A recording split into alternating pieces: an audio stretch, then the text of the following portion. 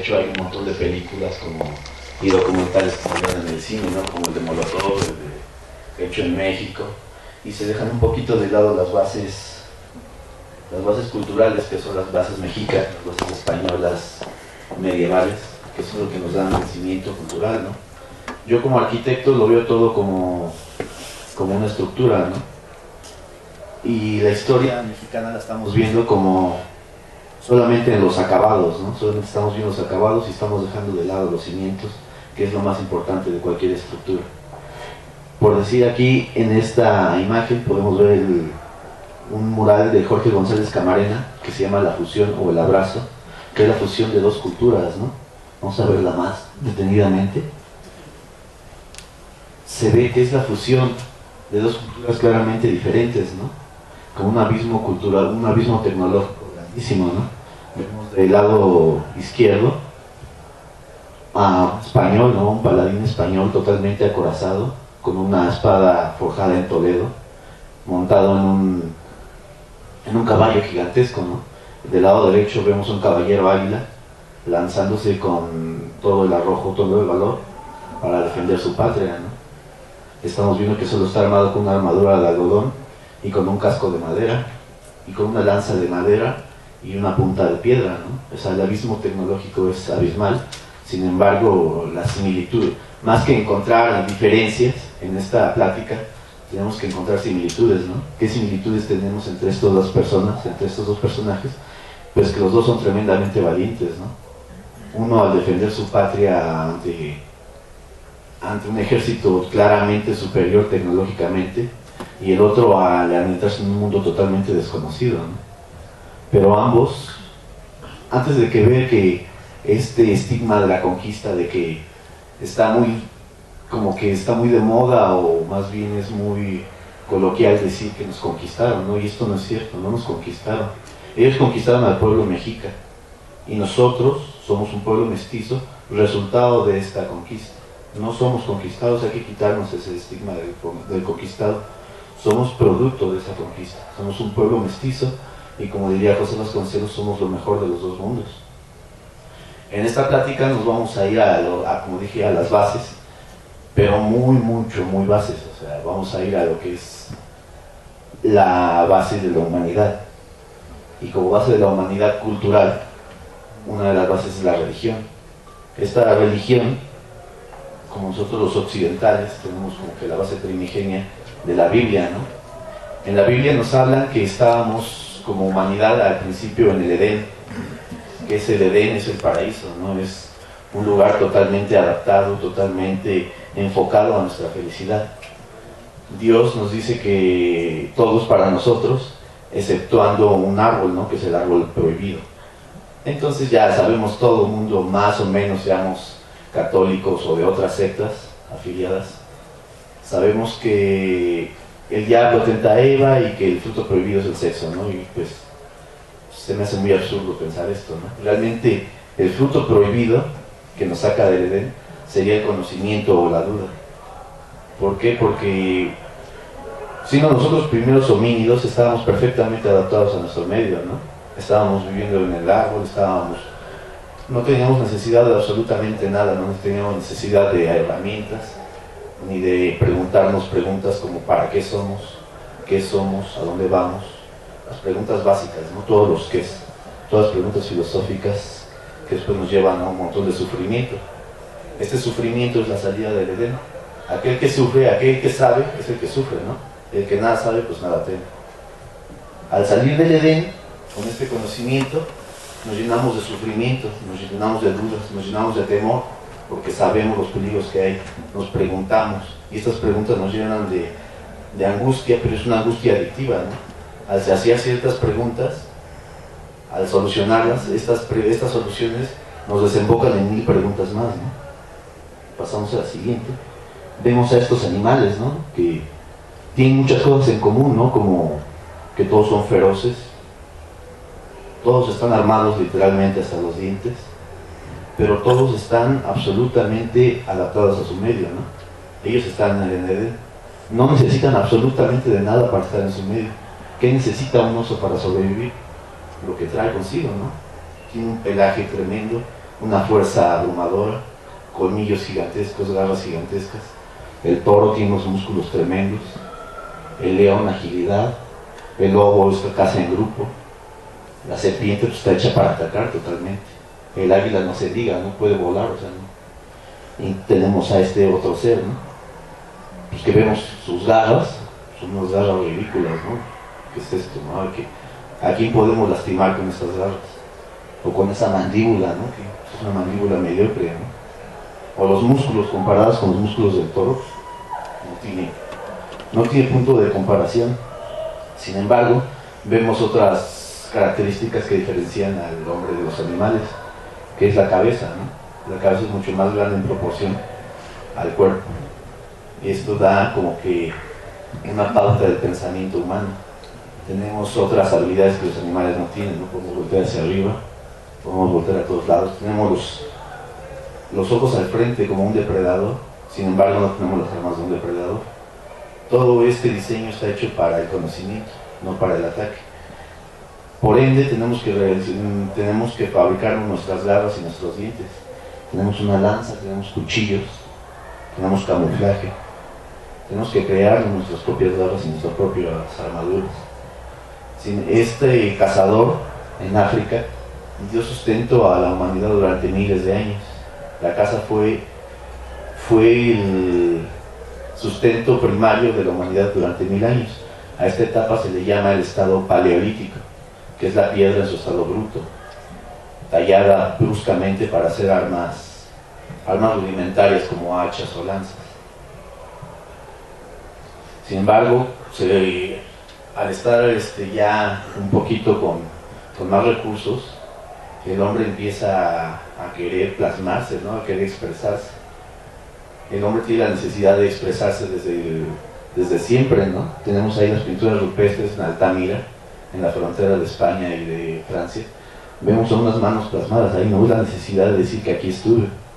Y tenemos los principios del abstraccionismo, ¿no?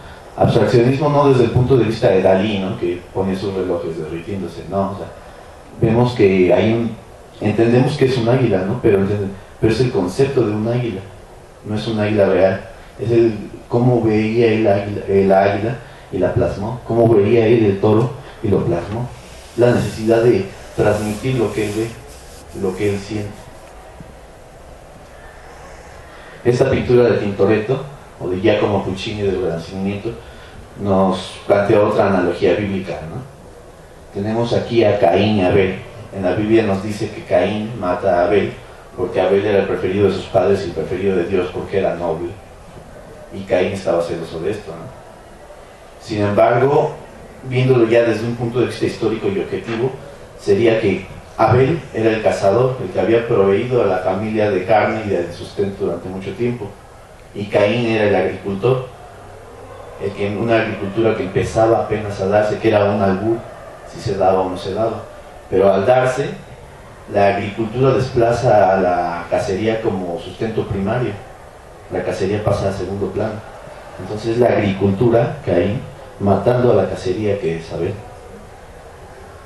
Ya en la historia concretamente no fue Caín el primer agricultor, sino fue una mujer. Las mujeres se quedaban recolectando alimento mientras los hombres cazaban. Entonces arrancaban espigas ya sea de trigo, de sorgo, de mijo o de maíz aquí en América, y desechaban las semillas menos aptas para el consumo, ¿no? Al desecharlas, las arrojaban al suelo y veían que después de un tiempo germinaban otras espigas, ¿no? Y decía, si de aquí germinan las semillas menos adecuadas, ¿qué pasará si pongo ahí las semillas más adecuadas? Y ahí nace la agricultura. Entonces ya después les ponen una cerca y empieza a seleccionar las semillas y empieza la cosecha, empieza la agricultura. Y con este paso termina la época paleolítica y da paso a la época neolítica. Con esto pues da paso a todo, ¿no? Da paso a las ciudades, a las religiones, a las guerras, a la ciencia, a la filosofía, a absolutamente todo, con un hecho de que es aventar una semilla al suelo, ¿no? Vemos como este es un proceso, ¿no? Es el proceso que dices, pues qué tontería es aventar una semilla, pero aventar una semilla dio paso a todo lo que vemos, ¿no? Toda la técnica, que estamos dispuestos a hacer después, a todo, a aventar una semilla al suelo, dio paso a toda la técnica, a toda la filosofía y el arte existente en la humanidad. Da paso a la religión, a las primeras construcciones megalíticas. Aquí, esto es megalítico, son las primeras muestras de religiones complejas en la humanidad. Vemos esa piedra que está en nuestro extremo inferior izquierdo, se llaman menires, son piedras gigantescas que simbolizaban algún dios, algún rito sagrado para estos primeros agricultores. Vemos Stonehenge, que son rocas gigantescas, pero que es un centro cultural y religioso tremendo para la humanidad, ¿no? De aquí pasamos a religiones mucho más complejas. De este lado vemos a la primera Venus mesopotámica, que es la separación entre religión femenina y la religión masculina. La Venus representaba todo lo que es la fertilidad, todo lo que es el nacimiento, todo lo que es la abundancia. Se puede ver que es muy abundante la Venus. Del otro lado vemos a la religión masculina representada por el toro, que es el símbolo fálico por excelencia, que representa la fuerza, la prosperidad, la abundancia, la protección. Son las primeras religiones ya establecidas con nombres, con jerarquías en la humanidad, que son en la época neolítica. Estas religiones, estas nuevas técnicas dan paso a lo que es la ciudad. La ciudad da paso después a técnicas, después da paso a guerras. Esta es la primera ciudad de la que se tiene una documentación más clara, que se llama Cataluyuk, que está al oeste de Mesopotamia, casi a la desembocadura del Tigris y el Éufrates. Es una ciudad primitiva, pero ya es una ciudad, ya es una concentración de 10.000 personas, teniendo en cuenta que primero eran aldeas de 500, 1.000 personas y ya era una megalópolis, ¿no? Ya es una concentración aquí de 10.000 personas concentradas, protegiéndose mutuamente, teniendo cada quien ya una jerarquización y separación de oficios. Y esta ciudad, aunque era sumamente sucia, estaba sumamente hacinada, las casas sumamente juntas. Da paso a ciudades pues increíbles como Sumeria, Egipto, y cosas por el estilo pasan aquí en América. Esta ciudad, Cataluyuk, da paso después a ciudades tremendas como Ur, en Sumeria.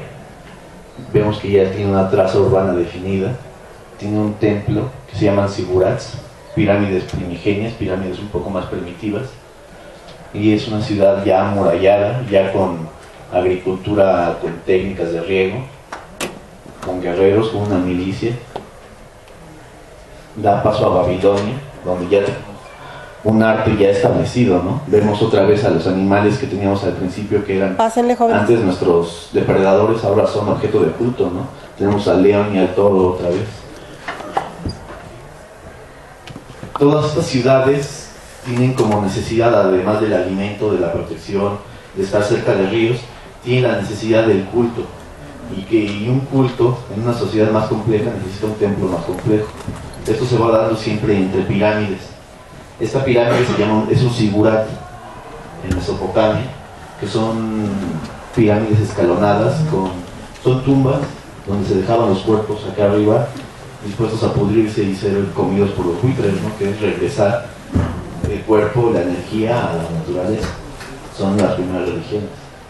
Tenemos aquí una pintura renacentista que simula otro zigurat, el zigurat más famoso de la historia, que es la Torre de Babel, situada en Babilonia.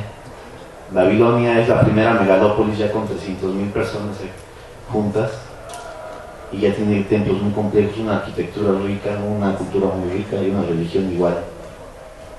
Ya pasa de templos ya sumamente grandiosos como son las pirámides de Giza en Egipto.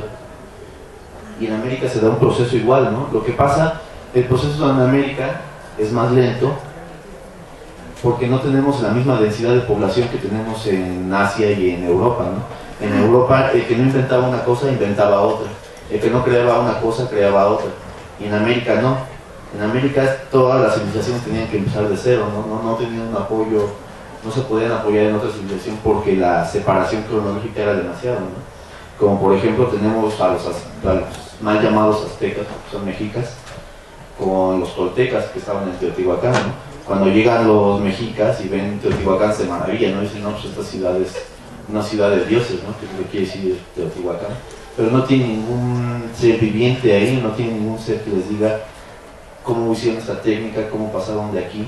Entonces los mexicas tienen que empezar nada más de la observación, ¿no? Y esto no pasa en Europa ni en Asia, ¿no? O sea, lo que no hacían los sumerios, lo hacían los babilonios. Lo que no hacían los babilonios, lo hacían los asirios. Lo que no hacían los asirios, lo hacían los egipcios. Y entre todos iban complementando hasta lograr civilizaciones tremendas como ya son Grecia. Estas son las culturas madre de América, son la cultura olmeca.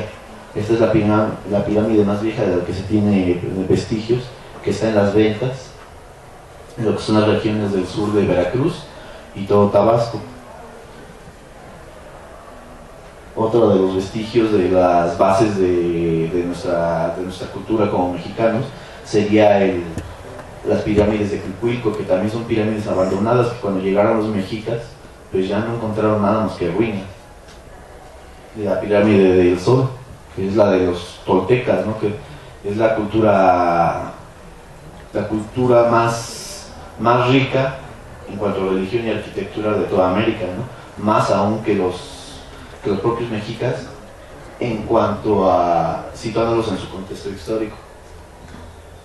Otro de los soportes históricos y soportes culturales de los mexicas serían los mayas, que ya en tiempos mexicas, en tiempos de cuando los mexicas estaban controlando Mesoamérica, los mayas ya estaban en total decadencia, ¿no? Pero aún así son un precedente para ellos. En Europa los precedentes pues, obviamente sería la Grecia clásica. Como ejemplo tenemos el Partenón en Atenas, que es a la fecha el ícono casi de toda la arquitectura occidental. Tenemos la Acrópolis en Atenas, la traza urbana de Plato Roto, que es así, desperdigados, pero con una traza más o menos definida, y la Acrópolis, que es el centro cultural y religioso y político de Atenas. Atenas y toda Grecia pues aportan a todo lo que somos nosotros ahora, aportan cosas como la democracia, filosofía y diferentes puntos de vista de la ciencia. Va evolucionando todo esto. Pasamos aquí a Pérgamo, el templo de Zeus, que es que comprende el periodo helenístico de los griegos. Todo va evolucionando, desemboca a Roma. Sabemos que nuestra cultura, nuestro lenguaje tiene bases grecolatinas. Entonces Roma y Grecia tienen aunque estamos lejísimos cronológicamente, tienen una influencia todavía pues, pesadísima, ¿no? Todavía en derecho se da derecho romano, ¿no? Y se da tal cual lo escribió Marco Antonio, se siguen dando las clases, ¿no? En arquitectura lo mismo, ¿no? Hasta, ¿qué será? 1920, todavía en la Academia de San Carlos, la arquitectura era solamente aprenderse los órdenes clásicos de las columnas griegas y romanas, ¿no? Los fustes, los capiteles, el frontón, las fachadas, toda la arquitectura hasta hace 80 años era griega y romana. No se podía hacer nada, así que la construcción pues procedía de todos los ingenieros, ¿no? Porque los arquitectos estábamos enamorados de los griegos y de los romanos. Ya vamos a entrar un poquito más en materia, ya enfocándonos más en este territorio, y pasamos a los mexicas, ¿no? Los mexicas obviamente son, culturalmente hablando, nuestros abuelos. A mí me gusta mucho esta imagen, es otro mural de Jorge González Camarena, que para mí, obviamente no para él, para mí representa el éxodo de los aztecas, en ese sí momento aztecas, de Aztlán. Aztecas quiere decir nativos de Aztlán. Ellos salen de Aztlán, no se sabe por qué, si por cuestiones de diferencias sociales, religiosas o por guerra, pero ellos salen de Aztlán, que se dice que estaba situada en Sinaloa, a buscar una nueva tierra, ¿no? Con esto sale un líder llamado Meji, que lo sigue. Después Meji daría nombre a los mexicas y daría nombre a México. Los aztecas vagan ellos salen de Aztlán en el siglo XII, por ahí de 1111 de nuestra era, y están vagando durante 200 años, ¿no? En 1320, si no me equivoco, llegan a Chapultepec, donde el rey Culhuacano los ve y los ve con malos ojos, ¿no? Entonces los manda a Tizapán, dice, no, pues quédense en Atizapán si quieren, ahí establezcanse, pero pues los manda con toda la mala onda del mundo, ¿no? Porque Atizapán está repleto de serpientes venenosas. Entonces los manda ahí con la intención de que pues, deshacerse de ellos sin mancharse las manos, ¿no? Pero pues los aztecas son gente muy dura, ¿no? Entonces en vez de sucumbir ante todas estas serpientes venenosas, pues se las comen, ¿no? Entonces hacen gente durísima, ¿no? Se hacen gente que come serpientes y casi hiedra venenosa.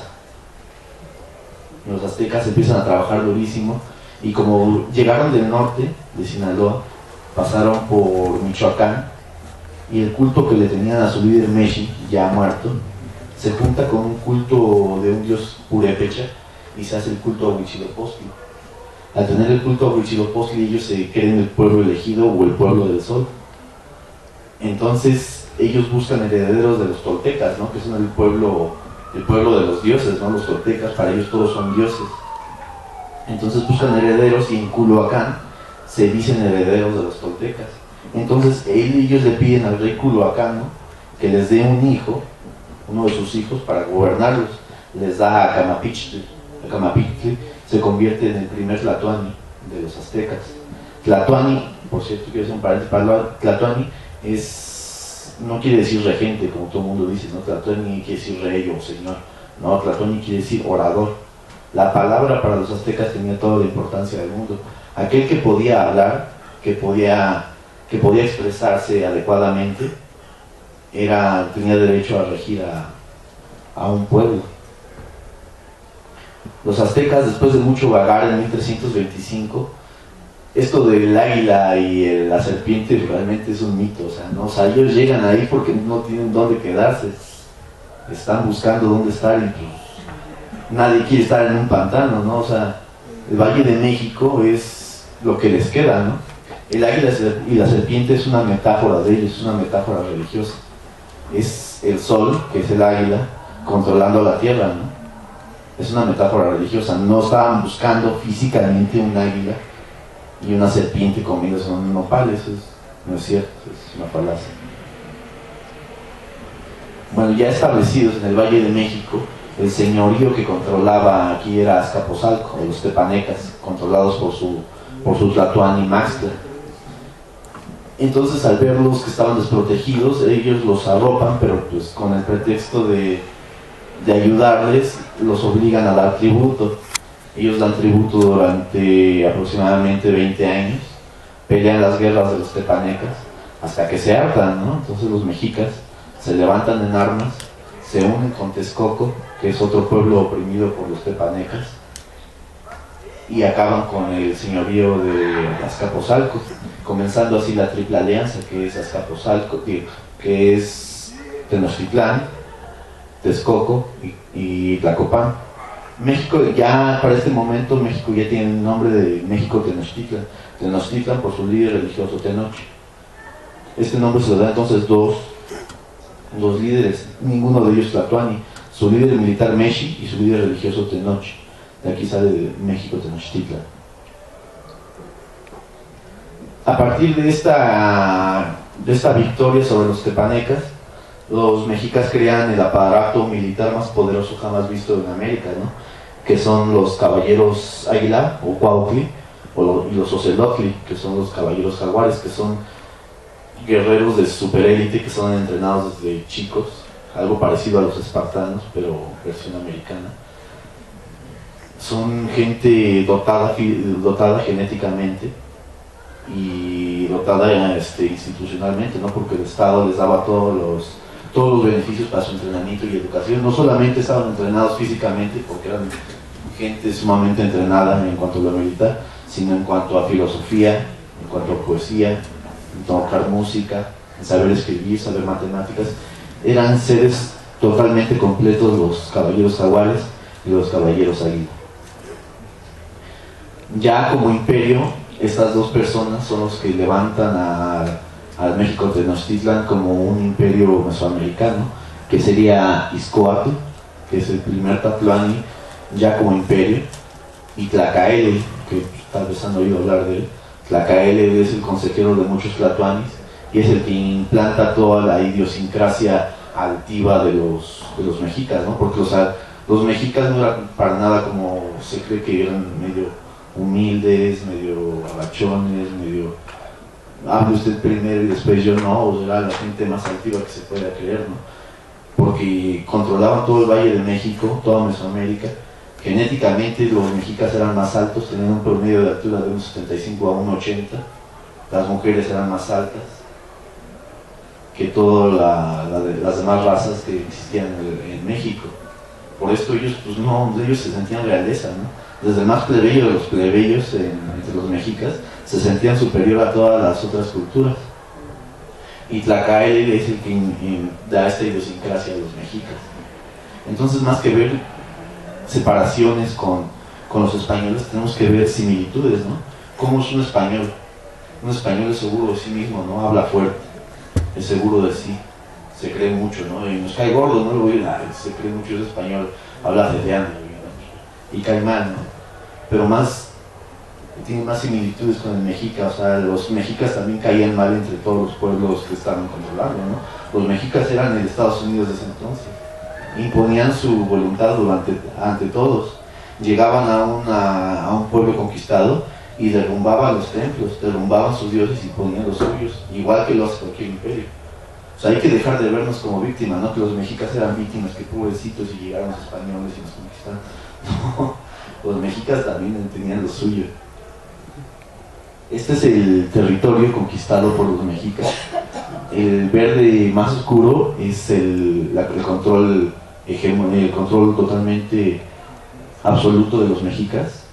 Vemos que es realmente un territorio pequeño, ¿no? Bueno, para ellos era gigantesco, ¿no? Ya comprendía 20 millones de personas ese territorio. ¿Por qué no se expande tanto como los imperios europeos y asiáticos?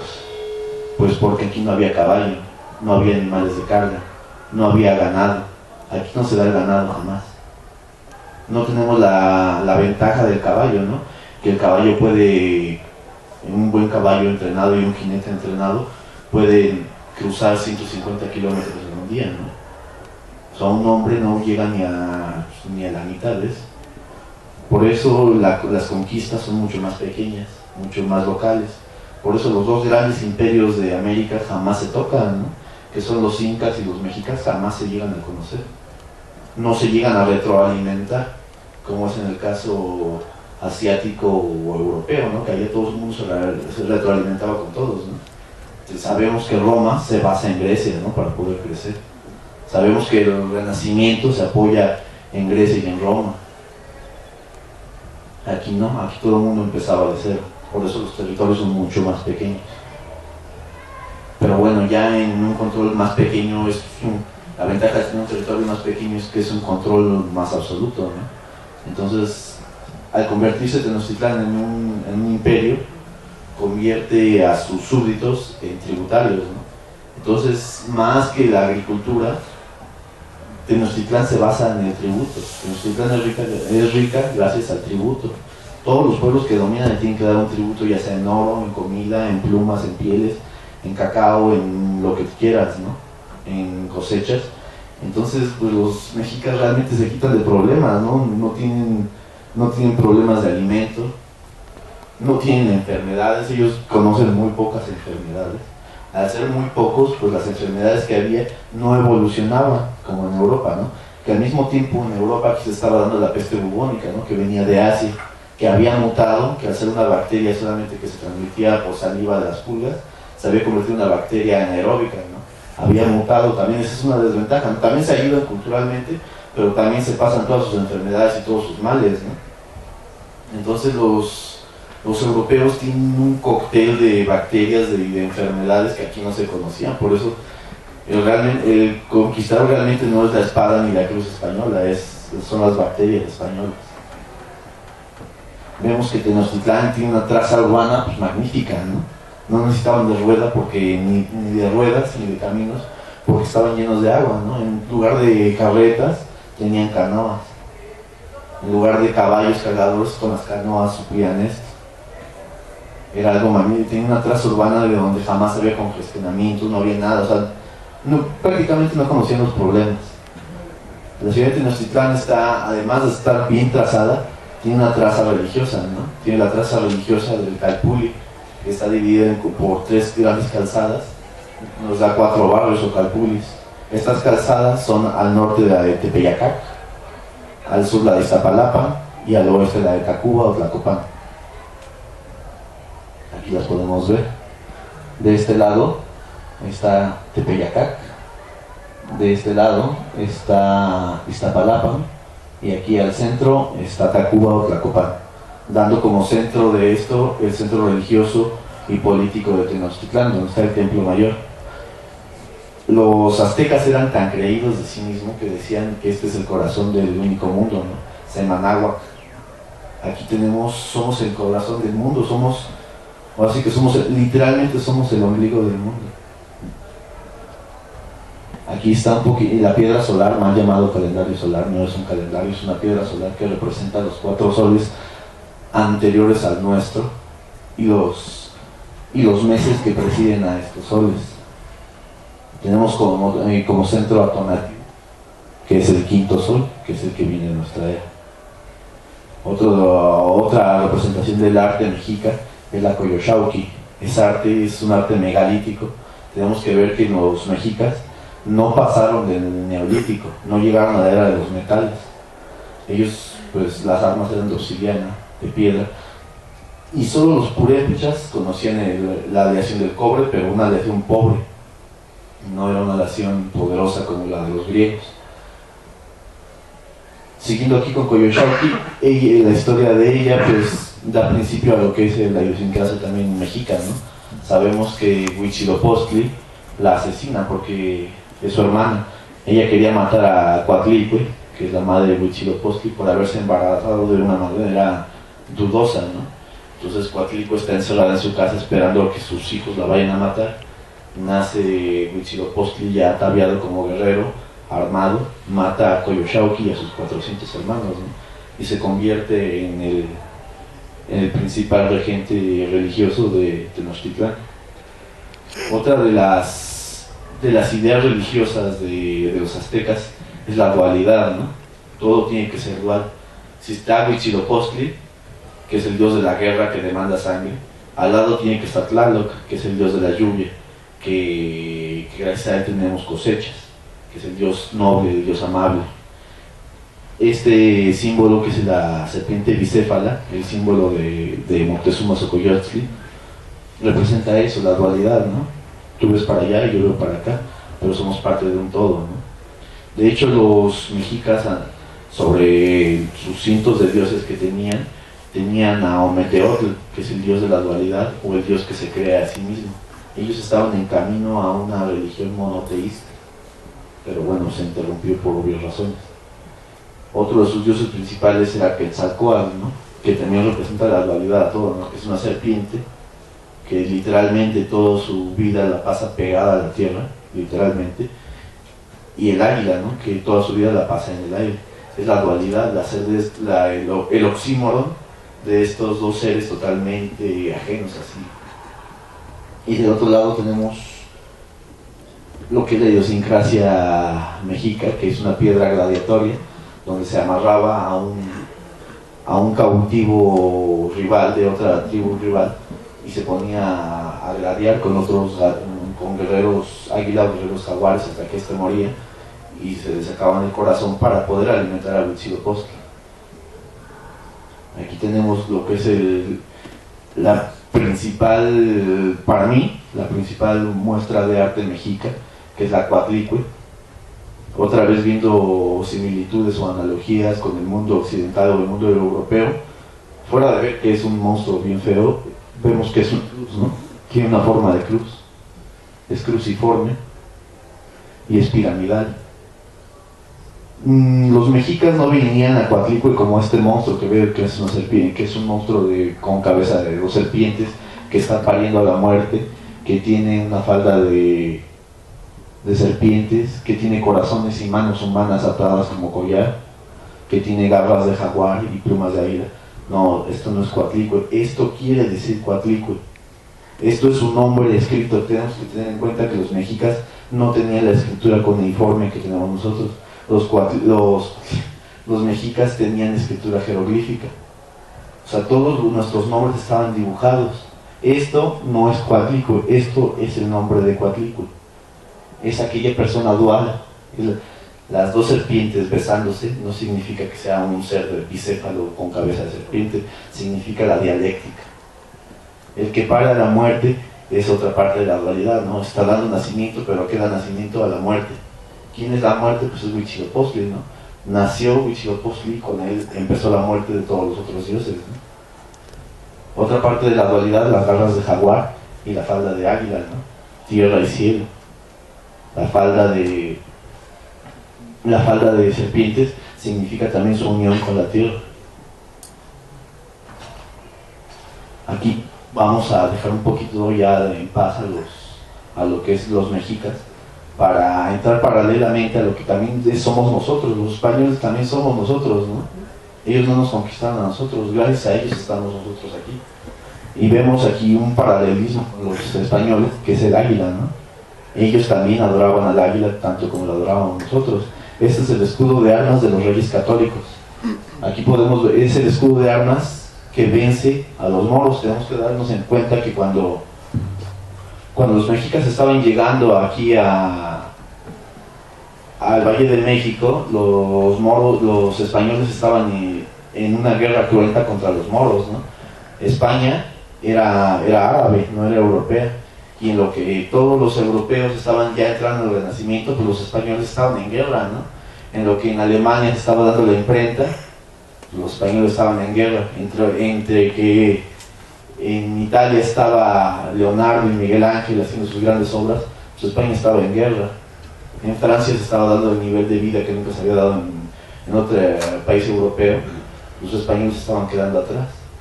Entonces, una vez derrotando los reyes